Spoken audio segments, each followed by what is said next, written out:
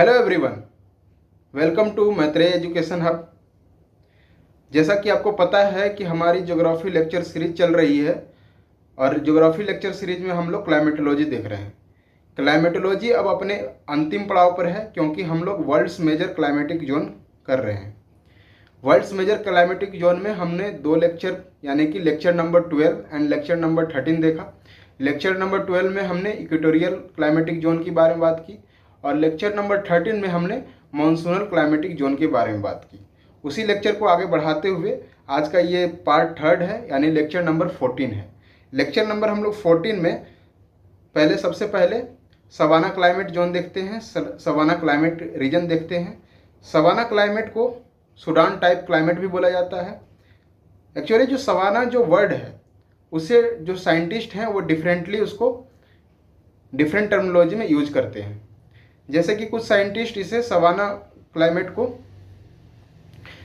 एक definite dry and wait जो climate है उसको रिप्रेजेंट करने के लिए यूज करते हैं।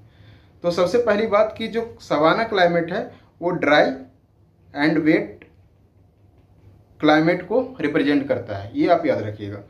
दूसरा बात ये कि जो इसको सूडान टाइप भी बोला जाता है। सूडान टाइप इसलिए बोला जाता है क्योंकि ये अपनी फुली जो इसका जो रूप है ये फुली डेवलप्ड, ये सूडान जो है अफ्रीका में, वहाँ पे इसका फुली डेवलप्ड रूप दिखाई देता है, इसलिए इसे सूडान टाइप भी बोलते हैं। बोटेनिस्ट सवाना जो वर्ड है, बोटेनिस्ट उस सवाना वर्ड को ग्रासलैंड को रिप्रेजेंट करने के लिए यूज करते हैं, इसलिए आप लोग ज़्यादातर सवाना ग्रासलैंड के बारे में सुनते होंगे। हमारा जो पढ़ने का जो तरीका है कि हम लोग डिफरेंट पैरामीटर्स पर डिफरेंट जो क्लाइमेटिक जोन हम लोग पढ़ रहे हैं उसके करैक्टरिस्टिक को जज करते हैं, उसके करैक्टरिस्टिक को पढ़ते हैं। और यूपीएससी का भी जो पूछने का तरीका है, जो पैटर्न है, वो भी यही है कि वो जो क्लाइमेटिक जोन है, डिफरेंट क्लाइमेटिक जोन, उसके करैक्टर को के बारे में वो कुछ दे देता है और उसके बाद जो करैक्टरिस्टिक उसके बारे में दे देगा और उससे पूछेगा आपसे कि ये कौन से क्लाइमेटिक जोन का करैक्टरिस्टिक है। तो हमारा जो क्राइटेरिया है, हम किस किस पैरामीटर पर देखते हैं, तो लोकेशन है, टेम्परेचर है, एयर प्रेशर एंड विंड्स, फिर रेनफॉल, और उसके बाद ये जो 4 फैक्टर हुए, इन चारों फैक्टर का हम लोग इफ़ेक्ट देखते हैं वेजिटेशन पर। और जैसा कि मैंने आपको पहले भी बताया है कि हम जो इफ़ेक्ट देखेंगे, जो ह्यूमन पे जो इसका इफ़ेक्ट होगा वो हम मेनली ह्यूमन ज्योग्राफी में देखेंगे, और उसके जो भी इफेक्ट होगा वो जैसे कि एनिमल्स, वहाँ पर किस प्रकार के एनिमल्स मिलेंगे, वो सब हम ह्यूमन ज्योग्राफी वाले पार्ट में करेंगे। तो सबसे पहले जो पहला जो क्राइटेरिया है, जो पहला पैरामीटर है लोकेशन। तो सवाना जो टाइप है क्लाइमेट, या उसको बोलते हैं सूडान टाइप, तो सूडान टाइप का क्लाइमेट का जो लोकेशन है वो कहाँ से कहाँ तक वेरी करता है। तो इसका जो लोकेशन है वो मैं आपको बता दूं कि ये 5 degree to 20 degree both in northern and southern hemisphere, दोनों हेमिस्फेयर में 5 से लेकर 20 डिग्री नॉर्थ एंड साउथ इसका एक्सटेंशन है। कौन कौन से कंट्री जिसके रेंज में आते हैं, तो सबसे पहले आपको साउथ अफ्रीका की मैं बात करूँ, साउथ अमेरिका की बात करूँ, तो साउथ अमेरिका में आप ये देख लो कि ये जो कोलंबिया वाला रीजन है ये भी सवाना टाइप क्लाइमेट में आता है। ये वेनेजुएला वाला जो रीजन है, यहाँ पे लानोस है, ये लानोस आ जाता है सूडान टाइप में या सवाना टाइप में। फिर ये जो ब्राज़ील जो हाईलैंड है, ये ब्राज़ील हाईलैंड, यहाँ पे ये कंपोस्ट वाला जो रीजन है ये आ जाता है सवाना टाइप में। ये जो पुराग्वे है, ये आप देख रहे हैं पुराग्वे, ये भी सवाना टाइप क्लाइमेट जोन में आता है। साउथ अमेरिका में 2 ऐसे कंट्रीज हैं जो कि बिल्कुल लैंडलॉक्ड हैं, आपको पता होना चाहिए। जैसे वो 2 कंट्रीज कौन कौन से हैं, पराग्वे एंड बोल्विया। ये बोल्विया रहा और ये आपका पराग्वे रहा। नेक्स्ट जो सवाना जो क्लाइमेट जोन है वो आपको साउथ अफ्रीका में दिखने को मिलता है। और आपको मैंने बताया कि ये सूडान टाइप इसलिए बोलते हैं कि सूडान में ये फुली डेवलप्ड इसका फॉर्म दिखाई देता है। ये देखिए यहाँ पे ये सूडान है, यहाँ पर ये सवाना आपको मिलेगा, ये सूडान है, ये साउथ सूडान है। उसके बगल में यहाँ पे ये चाड है, यहाँ भी सवाना टाइप क्लाइमेट आपको देखने को मिलता है। उसके बाद फिर युगांडा में मिलता है, ठीक है, अंगोला, युगांडा, चाड। नाइजीरिया, ये सारी जो कंट्रीज़ हैं ये लगभग ये पूरा जो बेल्ट है ये सब सूडान क्लाइमेटिक जोन में ये आता है। उसके बाद फिर जो नेक्स्ट रीजन की बात करें तो ऑस्ट्रेलिया में आपको ये देखने को मिलता है। ऑस्ट्रेलिया में कहाँ पे, तो ऑस्ट्रेलिया में आप यहाँ पर देखो कि ऑस्ट्रेलिया में मैंने आपको बताया था जब हम लोग मानसून वाले जो लेक्चर था उसमें मैंने आपको बताया था कि मानसून जो क्लाइमेट है ये नॉर्थ की तरफ यहाँ पे मानसून क्लाइमेट है। इसके जस्ट नीचे जो वेस्ट से ईस्ट की तरफ हम आएंगे तो ये जो रीजन है ये सूडान टाइप या सवाना क्लाइमेट टाइप में आता है। तो ये हो गए कुछ कंट्री, जो कंट्री का आपको नाम याद रखना चाहिए और इसको मैप पे भी आपको लोकेट करते रहना चाहिए ताकि आपको ये लोकेशन हमेशा पता रहे। नेक्स्ट जो क्राइटेरिया है हम देखते हैं टेम्परेचर का। तो टेम्परेचर यहाँ पे मैं आपको बता दूं कि जो रेंज है जो टेम्परेचर का, ये एवरेज जो एनुअल रेंज है टेम्परेचर का वो लगभग 20 डिग्री टू 27 डिग्री ये रेंज मिलता है यहाँ पे 20 टू 27 डिग्री सेल्सियस तक। और थ्रू आउट द ईयर कभी भी ये 20 डिग्री सेल्सियस से ये टेम्परेचर डाउन नहीं जाता है। आप यहाँ पर देख लीजिए, जैसा कि मैंने आपको टेम्परेचर वाले लेक्चर में भी बताया था कि जो सूडान टाइप है या सवाना टाइप है वो किस जोन में आता है। हमने आगे ही आपको बताया कि इसका जो लैटिट्यूडनल जो वेरिएशन है वो 5 degree to 20 degree north and south दोनों हेमिस्फेयर में है। यानी कि ये कौन से रेंज में आएगा, तो ये ट्रॉपिकल वाले ही रीजन में आएगा। ठीक है, ये ट्रॉपिकल वाले रीजन में ही आपको देखने को मिलेगा कौन सा, सवाना। तो ये ट्रॉपिकल वाले जो रीजन है यहाँ पर आप देखिए तो सबसे पहले आपको क्या दिखाई देता है कि यहाँ पे हम लोग देखा थे कि ये जो इक्वेटर है, इक्वेटर पे इक्वेटोरियल टाइप भी आपको दिखाई देता है। ठीक है, यहाँ पे इक्वेटोरियल टाइप, और आगे आप पढ़ोगे कि डेजर्ट टाइप आपको 15 से उसका एक्सटेंशन होता है और 35 डिग्री नॉर्थ एंड साउथ दोनों में डेजर्ट आपको देखने को मिलता है। तो यानी कि जो सूडान है ये डेजर्ट और इक्वेटोरियल के दोनों के बीच में ही होगा, ये सूडान टाइप यहाँ कुछ होगा। ठीक है, इस रीजन में ये सूडान टाइप होगा। यानी सूडान टाइप जो है, दिस सूडान टाइप और सवाना टाइप जो क्लाइमेट है that lies between the equatorial climate zone and the desert climate zone, उसी के बीच में होता है। अब जो इक्वेटोरियल जो साइड है वहाँ पर उसके करीब जो होगा, जो कंट्री होंगे वहाँ पे जो सवाना टाइप क्लाइमेट होगा वो रिजेम्बलेंस करेगा इक्वेटोरियल क्लाइमेट से। ठीक है, और जो डेजर्ट की तरफ होगा वो डेजर्ट क्लाइमेट से रिजेम्बलेंस करेगा। इसलिए यहाँ पे दोनों के कैरेक्टरिस्टिक पाए जाते हैं, डेजर्ट एंड इक्वेटोरियल रीजन दोनों के। इक्वेटोरियल रीजन के कौन से कैरेक्टरिस्टिक पाए जाते हैं, तो इक्वेटोरियल रीजन आपको पता है कि थ्रू आउट द ईयर वहाँ पे क्या होता है, बरसात होती है। तो यहाँ पे वेट वाला जो कैरेक्टरिस्टिक है ये इक्वेटर साइड पर आपको ज़्यादा दिखने को मिलेगा। जो डेजर्ट साइड है वहाँ पर आपको ड्राई वाला कैरेक्टरिस्टिक ज़्यादा दिखने को मिलेगा। खैर, इसका जो मैकेनिज्म है वो हम समझ लेते हैं कि यहाँ पर जो समर सीजन है, समर सीजन वेट होता है, और जो कोल्ड सीजन है यानी कि वहाँ पे कूल और ड्राई सीजन होता है। तो आखिर ये समर में यहाँ पे बरसात कैसे हो रही है और जो विंटर सीजन में यहाँ पे ड्राई कंडीशन कैसे बन रहा है वो हम देख लेते हैं। आपको मैंने बताया था एयर प्रेशर वाले जो लेक्चर है उसमें कि 30 टू 35 में यहाँ पर कौन सा बेल्ट बनता है, ये हाई प्रेशर लैटिट्यूड है, ये हॉर्स लैटिट्यूड बोला जाता है। और हाई प्रेशर बेल्ट पर मैंने आपको बताया था कि एंटी साइक्लोनिक सिचुएशन फॉर्म होती है, और एंटी साइक्लोनिक जो सिचुएशन है वो रेनफॉल के लिए वो बिल्कुल भी फेवरेबल नहीं है। और उसके बाद मैंने बताया था कि जो सन है वो नॉर्थवर्ड शिफ्ट होता है जब वो समर सोलिस्टिट में आप देखते होंगे। तो समर सोलिस्टिट में क्या होता है कि जो सन है नॉर्दर्न से हेमिस्फेयर में जब जो समर होता है उसमें ITCZ का जो फॉर्मेशन होता है, इंटर ट्रॉपिकल कन्वर्जेंस जोन है, वो क्या होता है सन के साथ वो भी शिफ्ट होता है। तो जब सन नॉर्दर्न हेमिस्फेयर की तरफ शिफ्ट होगा तो जो ITCZ है वो भी नॉर्दर्न हेमिस्फेयर की तरफ शिफ्ट होता है और पोलवार की तरफ शिफ्ट होता है, और उसका जो एक्सटेंशन होता है वो लगभग 20 डिग्री नॉर्थ तक हो जाता है। इसीलिए समर सीजन में, अब आपको समझ में आ गया होगा कि मैं क्या कहना चाहता हूँ, कि समर सीजन में क्या होगा कि ये ITCZ है ये 20 डिग्री नॉर्थ तक ये एक्सटेंड कर जाएगा, और ये एक्सटेंशन होते ही क्या हो जाएगा, जो सवाना टाइप वाला जो लोकेशन है उसका भी एक्सटेंशन 5 टू 20 डिग्री नॉर्थ तक और साउथ दोनों में है। तो जब 5 डिग्री से 20 डिग्री, तो यानी कि ये पूरा जो लोकेशन है सवाना टाइप वाला, वो किसके कवरेज में आ जाएगा? वो ITCZ वाले रेंज में आ जाएगा। और ITCZ वाले रेंज में आपको पता है कि वहाँ पे साइक्लोनिक रेनफॉल भी होता है और ओरोग्राफिक रेनफॉल, और ITCZ फॉर्मेशन के कारण वहाँ पे रेनफॉल, इसीलिए समर सीजन में सवाना में आपको ITCZ के फॉर्मेशन के कारण ये हो जाता है। तो अगर आपसे रीजन पूछे UPSC कभी भी कि ये आखिर किसके कारण वहाँ पे रेनफॉल हो रहा है, तो ये ITCZ के शिफ्ट के कारण ये रेनफॉल हो रहा है समर में। समर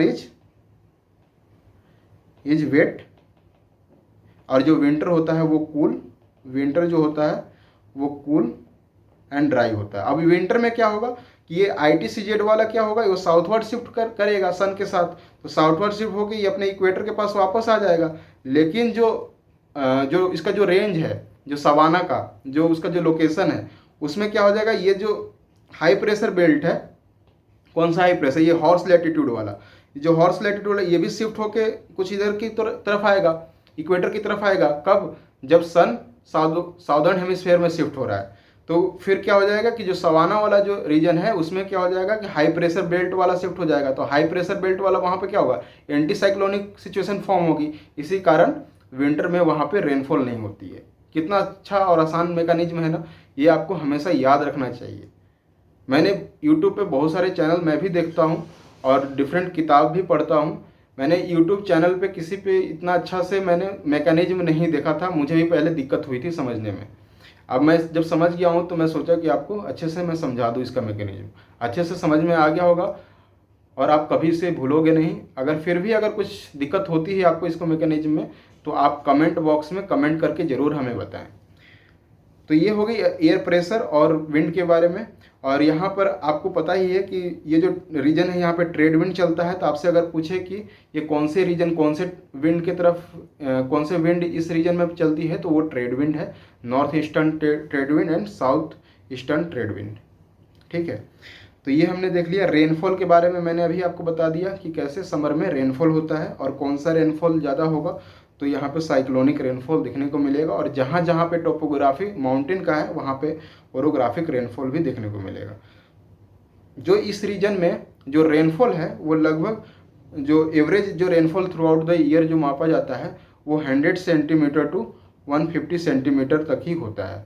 यानी अगर आप इससे मिलीमीटर में कन्वर्ट करें तो 1000 mm टू 1500 mm यहाँ पे रेनफॉल होता है, एवरेज रेनफॉल।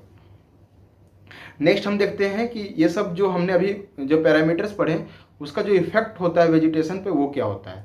मैंने पहले ही आपको बताया कि जो बोटेनिस्ट हैं ये सवाना जो रीजन है उसे ग्रासलैंड को रिप्रेजेंट करने के लिए यूज करते हैं। तो यहाँ पे सवाना टाइप ग्रासलैंड होता है, यानी सवाना ग्रासलैंड आप इसे बोल सकते हैं। तो ये सवाना ग्रासलैंड। अब ये आप देख रहे हो ये ग्रासेस हैं। जो समर जब ये विंटर सीजन होता है, जब ड्राई कंडीशन होती है, तो ड्राई कंडीशन में क्या होता है कि जो ग्रासेस हैं वो बिल्कुल सूख जाते हैं और येलोइश हो जाते हैं, आप ये देख सकते हैं। और जब बरसात के मौसम आता है, जब समर वाले में जब वेट कंडीशन आता है, यहाँ पे 2 ही सीजन होता है, समर एंड वेट, जो समर एंड विंटर। तो जब वेट की कंडीशन आएगी तो यहाँ पर क्या होगा, ये ग्रीनरी फिर से फैल जाती है। सवाना बहुत ही लॉन्ग ग्रासेस होते हैं, एलिफेंट ग्रास भी इसे बोला जाता है, याद रखिएगा, एलिफेंट ग्रास भी इसे बोला जाता है सवाना ग्रास को। ठीक है, क्योंकि ये बहुत ही लंबे होते हैं। अभी इसे ग्रासलैंड बोला जाता है, लेकिन ऐसा नहीं है कि सिर्फ ग्रासेस होते हैं यहाँ पे डिफरेंट पैचेज ऑफ ट्रीज भी पाए जाते हैं, डिफरेंट लेयर्स ऑफ ट्रीज भी पाए जाते हैं, सर्ब्स भी पाए जाते हैं। और यहाँ पर एक और चीज़ होता है, एपीफाइट्स आपको यहाँ पे देखने को मिलेंगे। ये देखिए, ये एपीफाइट्स है। एपीफाइट्स वैसे प्लांट को बोला जाता है, वैसे स्पेसिस को बोला जाता है कि जो दूसरे ट्रीज पर जर्मिनेट होता है या उसी पे वो रहता है। ठीक है, ये पैरासाइट से अलग है। पैरासाइट और एपीफाइट्स में कभी कंफ्यूज नहीं होना चाहिए। पैरासाइट जो होता है वो अपने होस्ट से न्यूट्रिएंट्स ग्रहण करता है और उसकी एनर्जी को बुरी तरह से चूस लेता है। ठीक है, उसको मतलब कि उसकी एनर्जी को बिल्कुल ख़त्म कर देता है और अंततः जो होस्ट जो है वो मर जाता है। लेकिन जो एपीफाइट्स है वो उससे न्यूट्रिएंट्स नहीं लेता, बस उसके पास वो रहता है, उस पर वो रहता है, उसको अपना रेजिडेंस बनाता है, एक तरह से कह लें तो वैसे ट्रीज को एपीफाइट्स। लेकिन जो न्यूट्रिएंट्स ये लेगा वो एटमॉस्फेयर से ही न्यूट्रिएंट्स लेता है। तो दिस इज एपीफाइट्स। आप देख सकते हैं कि ये ट्री पर जर्मिनेट किए हुए हैं, ये ट्री पर जर्मिनेटेड है। ठीक है, आप ये देखें कि पेड़ भी पाए जाते हैं और ये ग्रासेस, ये सर्व्स हैं, ये ग्रासेस हैं।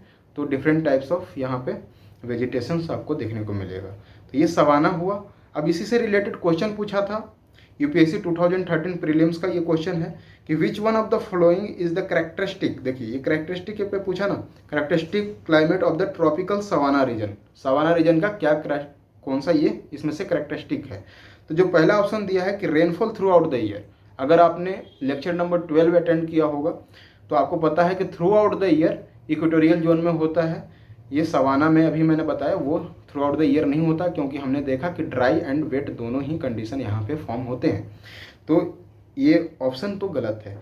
सेकेंड जो ऑप्शन दिया है rainfall in the winter only, तो क्या सिर्फ ये विंटर में रेनफॉल हो रहा है, बल्कि सवाना का जो बात करें तो इसका जस्ट उलट है। विंटर तो ड्राई रहता है और जो समर है वो वेट रहता है। तो ये ऑप्शन भी गलत है। सी ऑप्शन जो है an extremely short dry season, तो जो एक्सट्रीमली शॉर्ट ड्राई सीजन ये बोला जाता है, ये बोल रहा है। तो क्या जो इस ड्राई सीजन है वो बिल्कुल शॉर्ट होता है? ऐसा तो नहीं है, क्योंकि जो विंटर है वो तो बिल्कुल कूल एंड ड्राई ही होता है। तो ये भी ऑप्शन गलत है। जो लास्ट ऑप्शन है यही बच गया और यही हमारा आंसर है। A definite dry and wet season, मैंने पहले ही आपको बताया जो साइंटिस्ट हैं वो definite dry and wet season को सवाना जो टर्मिनोलॉजी है वो definite dry and wet season को रिप्रेजेंट करने के लिए ये टर्मिनोलॉजी यूज करते हैं। तो this one was the right option, option number D. Next हमारा जो है क्लाइमेटिक रीजन और क्लाइमेटिक जोन हम बोल रहे हैं वो ट्रॉपिकल एंड सब ट्रॉपिकल हॉट डेजर्ट के बारे में बात कर रहे हैं। यहाँ पर कोल्ड डेजर्ट के बारे में बात नहीं कर रहे हैं। ट्रॉपिकल से आपको पता लग जाना चाहिए कि इसका जो एक्सटेंशन जो ट्रॉपिकल वाले का कहाँ से कहाँ तक होगा, तो वो ट्रॉपिकल जोन में ही आएगा, जो अभी मैंने आपको बताया था, जो आपने ग्लोब पर देखे होंगे कि ट्रॉपिकल जोन कहाँ से कहाँ तक है। आप बताइए, अपने दिमाग में सोचिए। ये ट्रॉपिक ऑफ कैंसर और ट्रॉपिक ऑफ कैप्रिकॉर्न के बीच का ये क्षेत्र होता है ट्रॉपिकल। और सब ट्रॉपिकल, तो जो ट्रॉपिक ऑफ कैंसर है उसके थोड़ा सा ऊपर आप जाते हैं तो सब ट्रॉपिकल रीजन मिलता है। तो हम ये दोनों में इस डेजर्ट का लोकेशन देखेंगे। तो ये जो डेजर्ट है उसकी लोकेशन की बात कर लें, वही हम पैरामीटर्स अपना रहे हैं। तो जो लोकेशन की बात कर लें तो इसका जो एक्सटेंशन है तो वो 15 डिग्री से लेकर 30 डिग्री या फिर 35 डिग्री भी जाता है। ये दोनों हेमिस्फेयर में, नॉर्दर्न एंड साउदर्न हेमिस्फेयर, दोनों हेमिस्फेयर में ये जो मैं बता रहा हूँ लैटिट्यूडनल वेरिएशन, वो बिल्कुल आप दिमाग में बैठा लें, क्योंकि यूपीएससी ये सब से खेल सकती है। आपको ये कंफ्यूज करने के लिए कुछ थोड़ा सा वेरिएशन लाकर आपको कंफ्यूज कर सकती है। तो ये डेजर्ट का जो हॉट डेजर्ट है उसका जो वेरिएशन है, ये वेरिएशन रहा है, ये लैटिट्यूडनल वेरिएशन।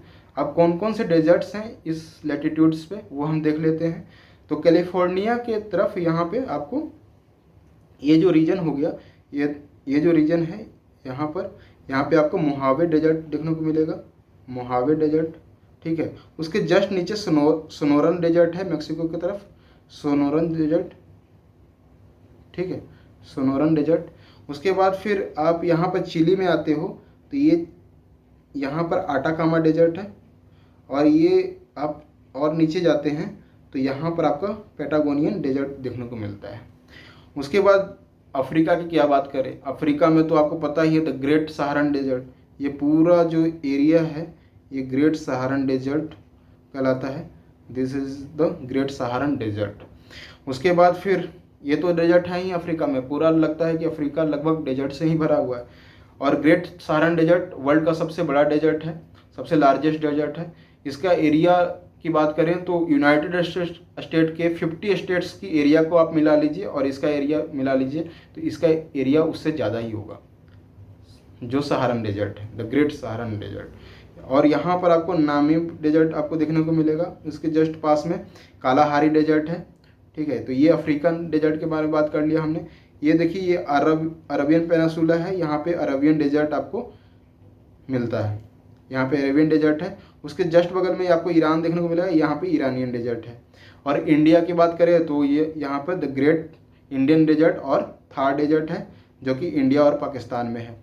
ठीक है, उसी तरह से फिर जब हम ऑस्ट्रेलिया में आते हैं तो यहाँ पे द ग्रेट ऑस्ट्रेलियन डेजर्ट आपको जो वेस्ट साइड में आपको द ग्रेट ऑस्ट्रेलियन डेजर्ट आपको इधर मिलता है।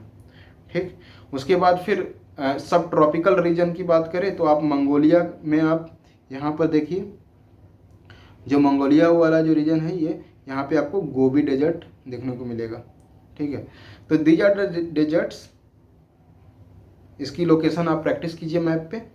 ठीक है, तो ये डेजर्ट है। अब आप ये देख रहे होंगे, इस पर यूपीएससी ने मेंस में क्वेश्चन भी पूछा है, जो कि हम लोग डिस्कस यहीं पे कर लेते हैं, और यहाँ से आपको मैकेनिज्म भी क्लियर हो जाएगा कि डेजर्ट में रेनफॉल वगैरह किस तरह से होते हैं।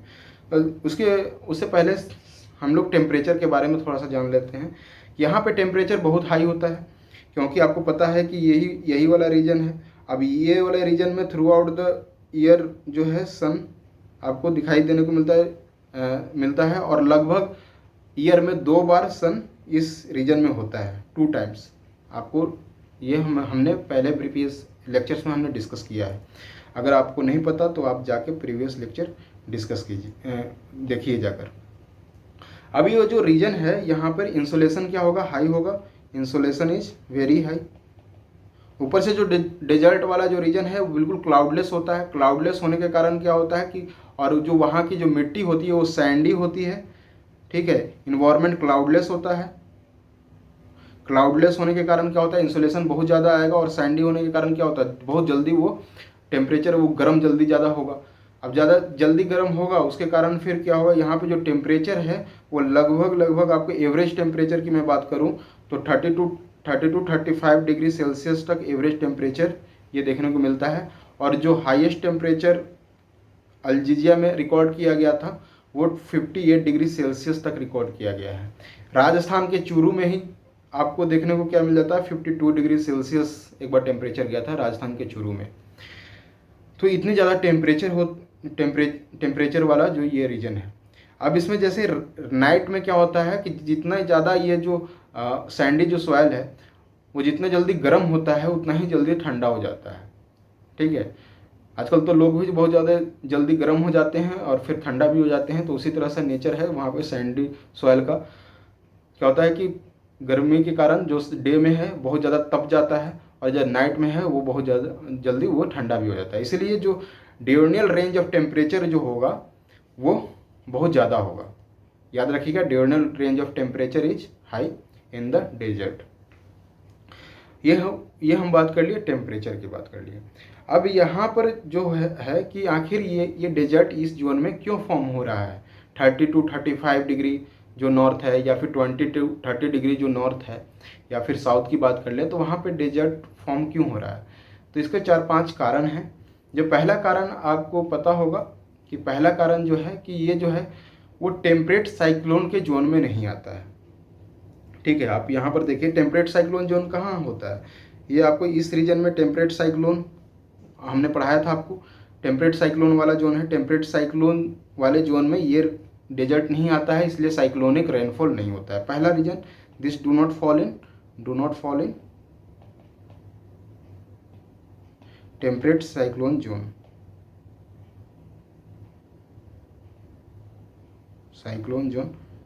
ठीक है, आप लिखते जाइए, मैं बोलते जाता हूँ। सेकेंड रीजन है कि ये हाई प्रेशर जो बेल्ट है, हॉर्स लैटिट्यूड के हाई प्रेशर बेल्ट, वो वाला रीजन में आ जाता है। ठीक है, अब हाई प्रेशर वाले जो बेल्ट है वहाँ तो आपको पता ही होगा कि वहाँ पे एंटी साइक्लोनिक जो कंडीशन फॉर्म होता है, उसके कारण वहाँ पे रेनफॉल नहीं होता है, ये भी एक कारण है। थर्ड जो कारण है कि जो ट्रेड विंड जो चलते हैं, आप बोलिए कि ट्रेड विंड जो चल रही हैं, अब ट्रेड विंड क्या होगा कि जो भी ओशियंस हैं वहाँ से क्या होगा, मॉइस्चर लेके चलेगा। अब मॉइस्चर लेके तो वो चलेगा, लेकिन आप यहाँ पे मैप पे देखिए, आपको ज़्यादा समझ में आएगा कि अगर ये ट्रेड विंड क्या है कि इधर से चल रही है, ट्रेड विंड ये मॉइस्चर लेके तो चलेगा, लेकिन जैसे ही कॉन्टिनेंट के इंटीरियर में पहुँचेगा तब तक क्या हो जाएगा कि ये ड्राई हो चुका होगा, इसीलिए इस साइड क्या होगा, वो वर्षा नहीं करवाएगा। तो थर्ड रीजन तो ये हो गया। फोर्थ रीजन ये है कि अब आप बोलिए कि वेस्टर्ली भी तो चलती है, तो ये वेस्टर्ली वाले जो रीजन है उस रीजन में ये डेजर्ट आता ही नहीं है। वेस्टर्ली आपको पता है कि कहाँ से, हाई प्रेशर बेल्ट की तरफ से वो पोलवार्ड की तरफ चलता है, कौन सा, वेस्टर्ली। तो ये वेस्टर्ली जो है इधर चलेगा, ये डेजर्ट वाले जोन में आएगा ही नहीं भाई साहब। तो जब आएगा ही नहीं तो वहाँ पे वर्षा करवाएगा नहीं। तो ये फोर्थ कारण हो गया। नेक्स्ट कारण हम लोग क्या देख सकते हैं कि यहाँ पर जो हाई प्रेशर के कारण क्या होगा, जो एयर है वो डाइवर्ज करेगा। अब जो डाइवर्जिंग जो एयर है वो फिट नहीं होता है रेनफॉल के लिए, ठीक है। तो these are some of the region जिसके कारण क्या होता है, ये वेस्ट में वहाँ पे डेजर्ट फॉर्मेशन हो रहा है। एक कारण वहाँ पे कोल्ड करंट का भी है कि आप ये देखिएगा तो यहाँ पे ये पेरुवियन करंट कोल्ड करंट है, यहाँ पर आप देखोगे तो वेंगुला करंट है, और यहाँ पर आप देखेंगे तो कैनेरी करंट आ रहा है, ओसेनिक करंट। ओसेनोग्राफी पढ़ाऊंगा तो ये करंट्स के बारे में भी मैं पढ़ाऊंगा। यहाँ पर आप देखोगे तो कैलिफोर्नियन करंट है, और यहाँ पे तो ऑस्ट्रेलियन करंट है। ये सब कोल्ड करंट्स हैं। कोल्ड करंट क्या करती हैं कि जो वहाँ के एटमॉस्फेयर के में जो एयर है उसको कूल कर देती हैं, और कूल करने के बाद क्या होता है, वो भारी हो जाने के बाद वो नीचे बैठ जाएगा, ठीक है, हाई प्रेशर बना देगा। तो वो क्या होगा कि नीचे बैठ जाने के बाद क्या होगा कि वो कॉन्टिनेंट की तरफ उठती ही नहीं है, ठीक है। दीज आर द रीजन्स जिसके कारण क्या है कि वहाँ पर डेजर्ट फॉर्म हो रहा है और रेनफॉल नहीं हो रहा है। रेनफॉल वहाँ पर क्या होता है कि कभी कभी लोकल कंडीशन के कारण रेनफॉल हो जाता है, और वो लोकल कंडीशन के कारण जो रेनफॉल होता है वो बिल्कुल सडन होता है, ठीक है, और तुरंत बहुत झमाझम बारिश होती है, बिल्कुल सडन होता है, तुरंत वो बंद हो जाता है, रेनफॉल ज़्यादा देर तक नहीं होता, और उसी कारण थोड़ा बहुत वहाँ पे बारिश होती है। और ये बारिश है लगभग ये जो एवरेज है 25 सेंटीमीटर तक की होती है वर्षा, ठीक है, इतना ही होता है, उससे कम ही होता है बहुत सारे रीजन में। तो ये हमने देख लिया। अब ये है कि इनका इफेक्ट वेजिटेशन पर क्या पड़ रहा है। तो आपको पता है कि यहाँ पर भाई रेनफॉल नहीं होगा तो प्लांट्स क्या करेंगे, पानी को कंजर्व करना चाहेंगे, स्टोर किए हुए रहना चाहेंगे। तो इसके कारण क्या होता है कि वो थॉर्नी बुशेस एडॉप्टेशन में थॉर्नी बुशेस वो एडॉप्ट कर लेती हैं, और उसका इवोल्यूशन हुआ है। तो ये थॉर्न्स आप देख रहे हो, ये थॉर्न्स ये डेवलप करते हैं। थॉर्न से क्या होता है कि वो एरिया को अपना रिड्यूस कर लेते हैं, जिसके कारण क्या होता है, ट्रांसपीरेशन जल्दी नहीं होता है। उसके बाद क्या है कि लिप्स जो हैं वो वैक्सी लिप्स भी एडप्टेशन में आता है। आप ये देख सकते हैं वैक्सी लिप्स, आप कैक्टस देखे होंगे, चिपचिपा सा होता है, या फिर एलोवेरा आपने देखा होगा। एलोवेरा भी क्या है, एक डेजर्ट प्लांट ही है। तो वो क्या होता है, बहुत ही एक मतलब कि वैक्सी होता है। वैक्सी होने के कारण क्या होता है कि उससे ट्रांसपीरेशन कम होता है और वाटर रिटेन करने में उसको मदद करता है। उसके कैक्टस, थॉर्न्स अगेन और लिप्स होते ही नहीं है। जब लिप्स ही नहीं होंगे तो ट्रांसपीरेशन बहुत कम होगा। लिप्स होते भी हैं तो बहुत टाइनी लिप्स होते हैं, वो छोटे लिप्स होते हैं। आपने बबूल का पेड़ देखा होगा, यहाँ पे आप देख लीजिए बहुत छोटे छोटे लिप्स होते हैं ताकि ट्रांसपीरेशन कम हो सके। उसके बाद जो यहाँ पे पेड़ की जो छालें हैं, जो बाक्स है, वो क्या है कि बहुत ज़्यादा मोटी होती हैं ताकि ट्रांसपीरेशन जल्दी नहीं हो सके। आपको मैंने इक्वेटोरियल रीजन में पढ़ाया था कि वहाँ पे जो छाल होगा वो पतली होगी। यहाँ पे जो जड़ें हैं वो पानी की खोज में बहुत नीचे तक की जाते हैं। जैसे कि ये देखिए यहाँ पर, ये अगर मैं रूट्स की बात करूँ तो ये बहुत ही डीप पेनिट्रेट करेगा, ठीक है। ये मतलब ग्राउंड में बहुत डीप पेनिट्रेट करेगा और स्केटर्ड होंगे पानी की खोज में, वो स्केटर्ड एंड डीप रूटेड होते हैं। तो ये these are the some of the adaptation, ठीक है, जो डेजर्ट्स प्लांट एक्वायर करते हैं। और डेजर्ट्स प्लांट्स को हम लोग क्या बोलते हैं, जीरोफाइटिक प्लांट भी बोलते हैं, जीरोफाइट्स बोलते हैं, ठीक है। आपको याद रहना चाहिए जीरोफाइट्स ये किसको बोला जाता है, डेजर्ट्स प्लांट को। तो ये सब कुछ वेजिटेशन हुए यहाँ पर के। और फिर इसी से रिलेटेड 2018 में यूपीएससी ने क्वेश्चन पूछा था। आप देखिए कितना इजी क्वेश्चन है। Which of the following leaf modification के बारे में बोला in the desert area to inhibit water loss को कम करने के लिए। पहला ऑप्शन है हार्ड एंड वैक्सी लिप्स, दूसरा ऑप्शन है टाइनी लिप्स, और थर्ड ऑप्शन है थॉर्न्स इंस्टेड ऑफ लिप्स। अगर आपने लेक्चर ध्यान से सुना है अभी तक तो आपको पता होगा कि ऑप्शन डी इज करेक्ट, यानी कि तीनों ये चीज़ें एडप्टेशन में आती हैं, ठीक है। नेक्स्ट जो हमने डिस्कस किया था 2013 का क्वेश्चन है, जीएस पेपर 1 में पूछा था यूपीएससी मेंस में, कि major hot deserts in northern hemisphere are located between 20 to 30 degree northern latitude and on the western side of the continent. Why region पूछा है, इसके रीजन हमने डिस्कस कर लिया है, लगभग 4 से 5 रीजन हमने आपको बता दिया है। आप इसे लिखिएगा कैसे, how will you right question. तो सबसे पहले जो यूपीएससी में है ना, मेन चैलेंज क्या है कि आपको लिखना कैसे है, वही आना चाहिए आपको। तो सबसे अच्छा है कि क्या है कि आप इसी को बेस बनाइए, इस स्टेटमेंट को, और इसी स्टेटमेंट को बेस बनाकर इसका एक अच्छा सा एक इंट्रोडक्शन दीजिए। याद रहना चाहिए आपको, यहाँ पर फोकस करना चाहिए आपको नॉर्दर्न हेमिस्फीयर पर, क्योंकि ये सिर्फ नॉर्दर्न हेमिस्फीयर की बात कर रहा है। तो आप सीधे आप लिखिएगा इंट्रोडक्शन में कि major hot deserts such as Mojave, जो नॉर्दर्न डेजर्ट्स है उसकी के बारे में बात कीजिएगा। मोहावे डेजर्ट, ठीक है। दूसरा जो नॉर्दर्न हेमिस्फेयर में कौन सा डेजर्ट आपको, द ग्रेट सहारन डेजर्ट। उसके बाद the Thar desert, Arabian desert, Iranian desert are located between the 20 to 30 degree latitude on the western side of the continents. और उसके बाद आप एक रफली ड्रॉ कर दीजिएगा, ठीक है। रफली आप यहाँ पे एक मैप ड्रॉ कर लीजिएगा इंडिया का, जैसे कि आप यहाँ पे ड्रॉ कर लिए इंडिया का, और यहाँ पे थार डेजर्ट दिखा दीजिए। रफली ड्रॉ करना है, ज़्यादा कुछ ये नहीं करना है, मेजर टू स्केल नहीं करना है, ठीक है। जो नॉर्थ अमेरिका है उसका आप ड्रॉ कर लीजिए, ठीक, लगभग ऐसे, ठीक है। यहाँ पे मोहावे डेजर्ट दिखा दीजिए। जो साउथ अफ्रीका है उसका ड्रॉ कर लीजिए आप, ये साउथ अफ्रीका हो गया। और यहाँ पर आप सहारा डेजर्ट दिखा लीजिए। उसी तरह से जो ऑस्ट्रेलिया आप ड्रॉ कर दीजिए, और ऑस्ट्रेलिया का आप ये ऑस्ट्रेलिया तो साउदर्न हेमिस्फीयर में चला जाएगा, तो इसको ड्रॉ करने की ज़रूरत ही नहीं है, ठीक है। तो ये इस तरह से आप मैप पे दिखा दीजिए। और उसके बाद फिर आप उसकी क्लाइमेटिक कंडीशन फिर थोड़ा सा बता दीजिए कि, क्योंकि 200 वर्ड में लिखना है, तो क्लाइमेटिक कंडीशन, टेम्परेचर वहाँ का बता दीजिए, और रेनफॉल बता दीजिए। और रेनफॉल फिर रीजन बताइए कि रेनफॉल इतना कम क्यों होता है, जो कि मैंने आपको 4-5 रीजन बताया, उसको बता दीजिए। और एक अच्छा सा कंक्लूजन देकर और आंसर को समाप्त कर दीजिए। यही आंसर लिखने का तरीका होता है। होप कि आपको आंसर लिखने का तरीका पता हो। मैं आपसे एक्सपेक्ट करता हूँ कि आप जब वीडियो देख रहे हैं, जब भी आप ये वीडियो देखिए, तो वो आंसर लिखकर ज़रूर मुझे पोस्ट कीजिए कमेंट बॉक्स में या फिर हमारे ईमेल आईडी पर। तो ये रहा आज का लेक्चर।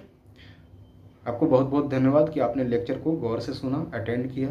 और प्लीज़ भाई सब्सक्राइब कर दीजिए चैनल को, क्योंकि आप जब सब्सक्राइब करते हैं और बेल नोटिफिकेशन को प्रेस करते हैं या शेयर करते हैं या कमेंट करते हैं, तो हमें और भी अच्छे वीडियो बनाने में मोटिवेशन मिलता है। Thank you.